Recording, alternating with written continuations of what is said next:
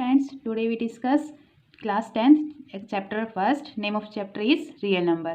इस चैप्टर के अंदर हम सबसे पहले इसका इंट्रोडक्शन रीड करते हैं कि इंट्रोडक्शन में क्या है और उसके अकॉर्डिंग हम इसके एक्सरसाइज स्टार्ट करेंगे। फर्स्ट ऑफ ऑल इस क्लास के अंदर हम सबसे पहले इसके इंट्रोडक्शन के बारे में बताते हैं। रियल नंबर्स क्या होते हैं? Real number are union of both rational and irrational number. Real number के अंदर जो रैशनल नंबर हैं और हमारे जो इरेशनल नंबर है वो दोनों इसके अंदर आते हैं। रैशनल नंबर मीन्स जो P अपॉन Q की फॉर्म में लिखे जाते हैं और Q हमारे नॉट इक्वल टू 0 होते हैं, ठीक है। और रियल नंबर है उसके अंदर हमारे ऑल इंटीजर्स यानी कि जो Z की वैल्यू पॉजिटिव नेगेटिव सभी हो सकते हैं। This number can B positive और नेगेटिव।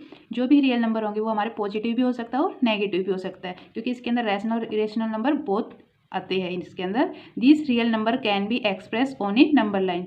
ये मान लीजिए हमारे पास कोई नंबर लाइन है और जो भी हमारे पास रैशनल नंबर या इरेशनल नंबर होंगे ये हमारे इस लाइन के ऊपर इसके ऊपर शो कर सकते हैं। मीन्स यहाँ पे 0 होता है, यहाँ +1 +2 +3, इधर -1 -2 -3, इधर पॉजिटिव टर्म्स एंड इधर नेगेटिव टर्म्स। मान लीजिए हमारे पास 2/3 है तो इसका हम जो भी टर्म्स इसकी पॉइंटों में आएगी या नेगेटिव आएगी ये हमारी इस नंबर लाइंस के ऊपर शो हो जाएगी, क्योंकि हमारी P/Q की फॉर्म में न तो ये हमारा क्या है रैशनल नंबर रियल नंबर है जो कि हमारे एक नंबर लाइन पर शो होता है। अब चलिए हम इसके दूसरे टॉपिक को डिस्कस करते हैं।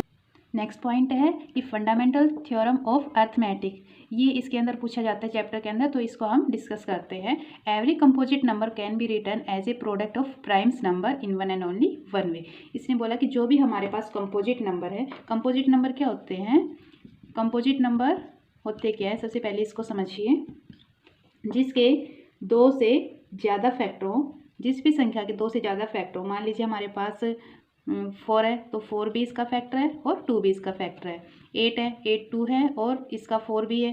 तो जिसके 2 से ज़्यादा 1 तो होता है सभी में, 2 या 2 से ज़्यादा जिसके फैक्टर हो वो हमारे जैसे 12 है, 12 हमारे पास 3 से 2 से 4 से 6 से, यानी कि 2 से ज़्यादा जिसके फैक्टर हों, 2 या 2 से ज़्यादा जिसके हमारे पास फैक्टर मिले उसको हम क्या बोलते हैं? कंपोजिट नंबर बोलते हैं। क्लियर?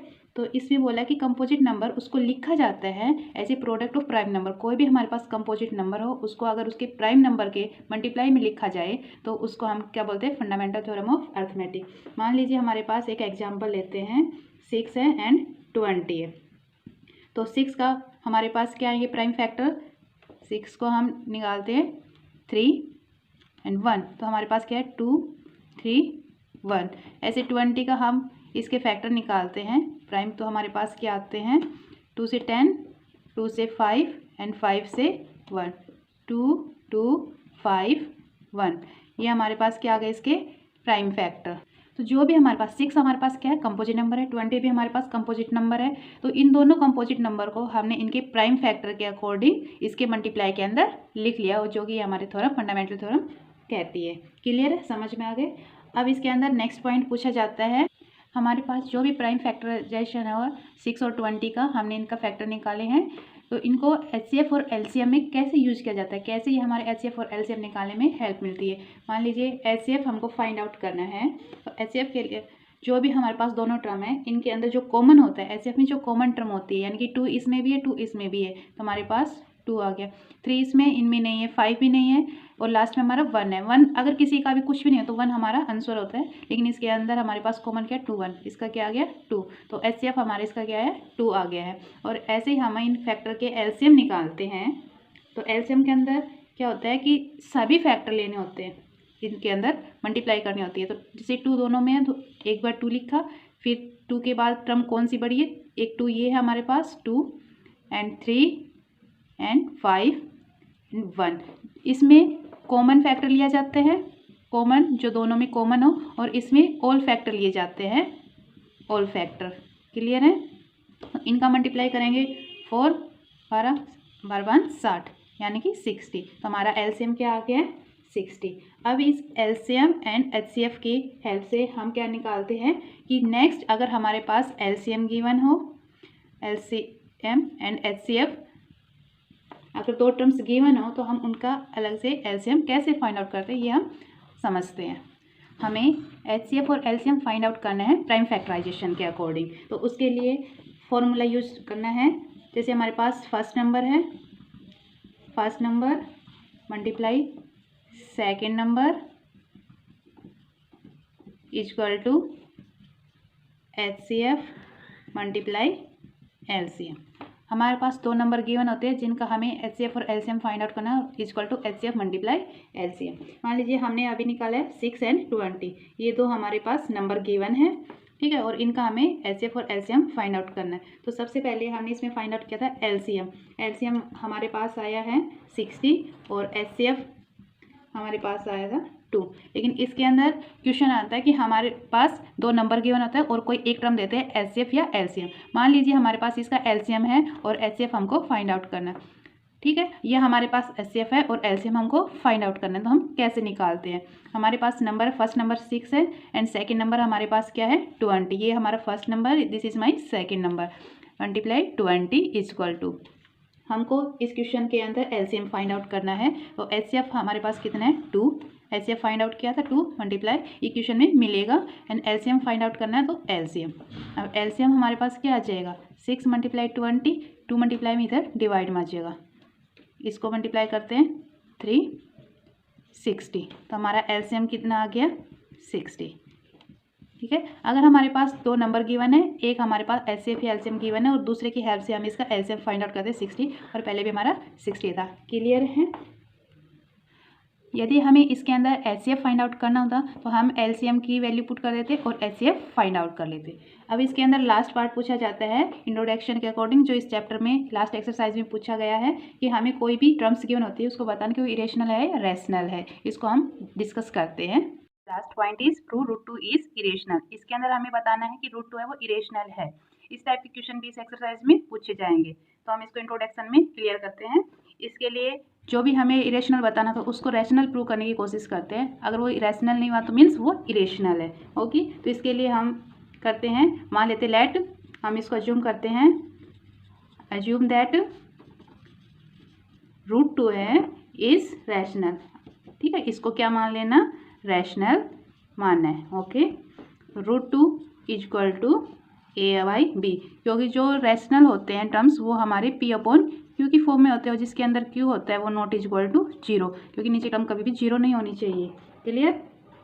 अब ये हमारे पास है, इसको लिखते हैं A और B, जो टर्म्स हमने ली है ये क्या है आर कोप्राइम। क्या है? कोप्राइम। कोप्राइम होते क्या है ये समझिए। सबसे पहले इनको बोलते हैं हिंदी में सहअभाज्य संख्या।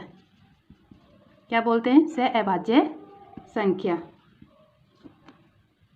मतलब ऐसी संख्या जिसके कोई और कॉमन फैक्टर मीन्स गुणनखंड न हो। क्लियर? मीन्स जैसे कोई एग्जाम्पल हमारे पास 5 और 13 एक पेयर है और 17 19, ठीक है, ऐसी टर्म्स होती है जैसे 5 है 13 एक बार या तो 1 में या 5 में, 13 का भी कोई दूसरा फैक्टर नहीं है, 1 और 13 है, तो सब सिंगल है जिनके कोई दूसरा गुणनखंड नहीं है। ऐसे हमने मान लिया √2 के हमारे पास प्राइम फैक्टर है A/B। Now square on both side, √2 का स्क्वायर इक्वल टू A/B। ये जो भी पॉइंट है इनको क्लियर करते चलना और सभी में ऐसे यूज होंगे, ठीक है। इसको बार बार प्रैक्टिस करोगे तो इजीली सोल्व हो जाएंगे। इनका हमने क्या किया है, दोनों साइड स्क्वायर किया है। ओके, सॉरी, स्क्वायर करने से पहले इनको मल्टीप्लाई कीजिए। ये हमारा क्या हो जाएगा √2B इक्वल टू A।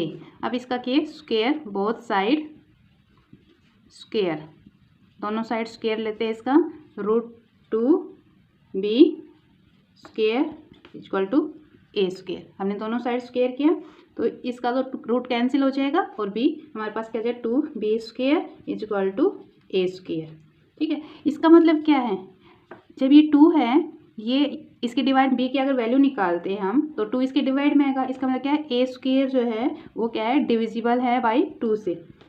क्या है, A स्क्वायर हमारा डिविजिबल है बाई 2।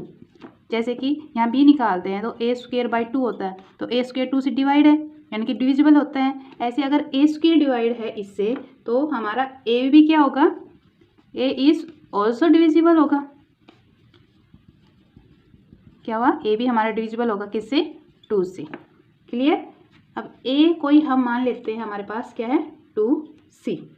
जब ए स्क्वायर डिविजिबल है 2 से तो ए भी हमारा डिविजिबल होगा 2 से, और ए की टर्म हम मान लेते हैं क्या है 2c। क्लियर? जिसके अंदर c क्या है हमारे पास,